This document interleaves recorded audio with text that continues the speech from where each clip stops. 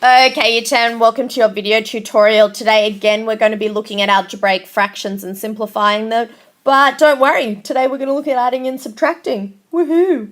Okay, I decided to not make you write anything, so this is it. When we add and subtract algebraic fractions, just like normal fractions, we must find a common denominator. That is the very first thing we need to do, and it is super, super important that we do that before we begin adding and subtracting algebraic fractions. Okay, let's have a look at our first example. It says simplify the following: x over 2 plus x over 3. Now, this time it's not as easy as multiplying and dividing. Last lesson it was like, woo, just multiply and flip them around and Bob's your uncle. This time, because we're adding and subtracting, we actually have to find common denominators, okay? So we're looking at this number here and this number here for my denominators, and we need to ask ourselves a question. We need to ask ourselves no longer what's the highest common factor, but what's the lowest common multiple of those two. So what's a number that you can multiply 2 by and multiply 3 by and get the same number? So multiples of 2 are 2, 4, 6, 8, 10. I always do 5 to start with and see if I find a common one, and then if I can't, keep going. Multiples of 3 are 3, 6, 9, 12. Okay. You might have can tell that we've got a 6 here and a 6 here. That's the first common one I find, and therefore it is the lowest. Okay, 2 times 3 is 6. 3 times 2 is 6. So if I want to have 6 on the bottom here and 6 on the bottom here, I don't want to change the value. Okay, I don't want to change the value of each fraction. I just want to write it with a common denominator. So if I have times 3 by 2 to get 6, I have to times x by 2. If I have to times 2 by 3, I have to times x by 3. Okay, so x times 3 is 3x. X times 2 is 2x. Okay, so with this one here, 3x on 6 plus 2x on 6. Now I have a common denominator. I can simply add them and they become 5x on 6. Okay, same with this one here. Okay, now it's not always timesing one denominator by the other, but that is the quickest way, PS. Okay, 5 and 2, my lowest common multiple of 5 and 2 is going to be 10. Okay, I times 5 by 2 to get to 10, which means I have to times 4x by 2. 4x times 2 is 8x. Okay, I've times 2 by 5 to get to 10, which means I have to times x by 5. X times 5 is 5x. Okay, on 10. 8x minus 5x on 10 becomes 3x on 10. Okay, hopefully these are starting to click in. Lowest common multiple of 2 and 6. This is an example. So the last two, it was 2 times 3 is 6. 5 times 2 is 10. Here's an example of when my lowest common denominator multiple of 2 and 6 is not 12. I don't just times them by each other. Okay, it's actually 6 because 2 goes into 6. Okay, 2 goes into 6 3 times.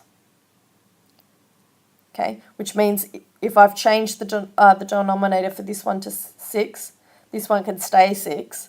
3 times x is 3x. Okay, that way I can get a common denominator and I don't just have to multiply my denominators by the same.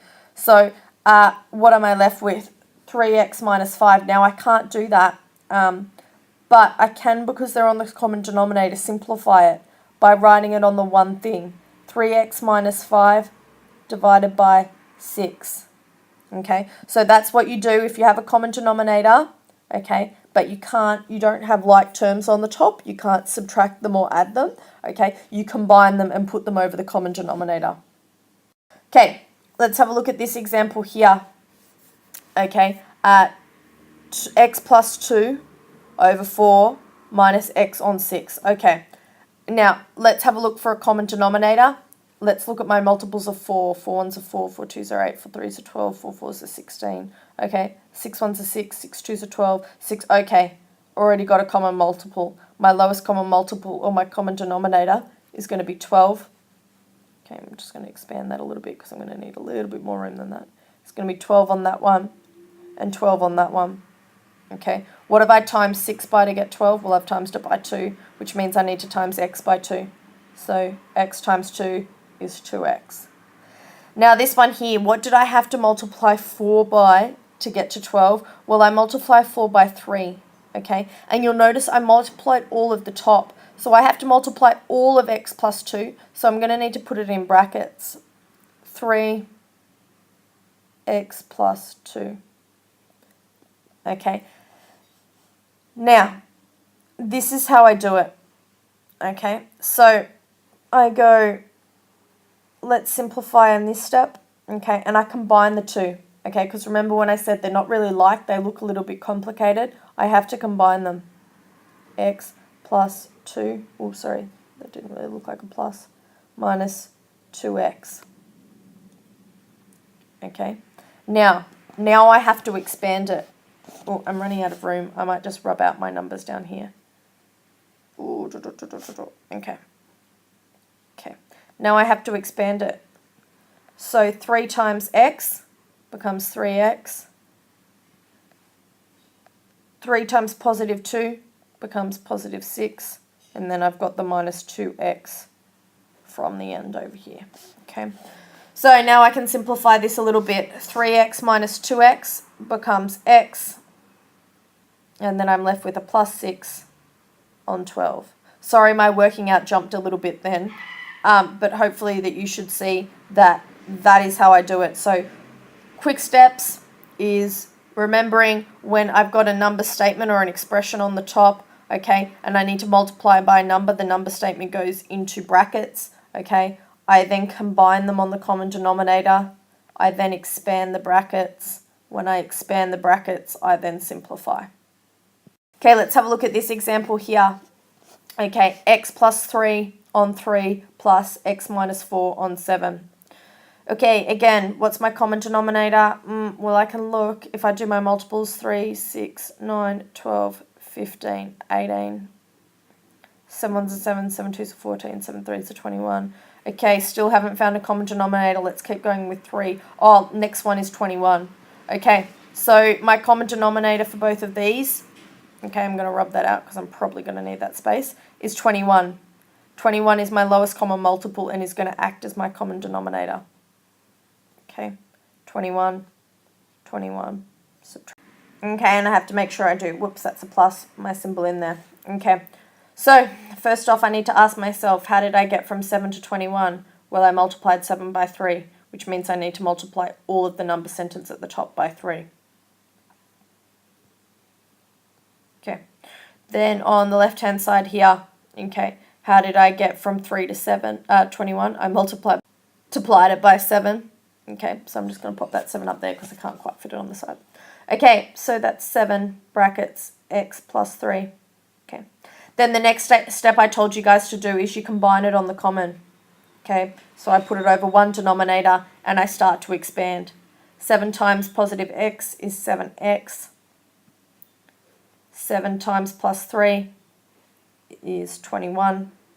Okay, a positive 21, so I have to make sure I put the plus in. Okay, I then put my symbol in that goes between the two. It's positive. Okay, then 3 times x, 3x.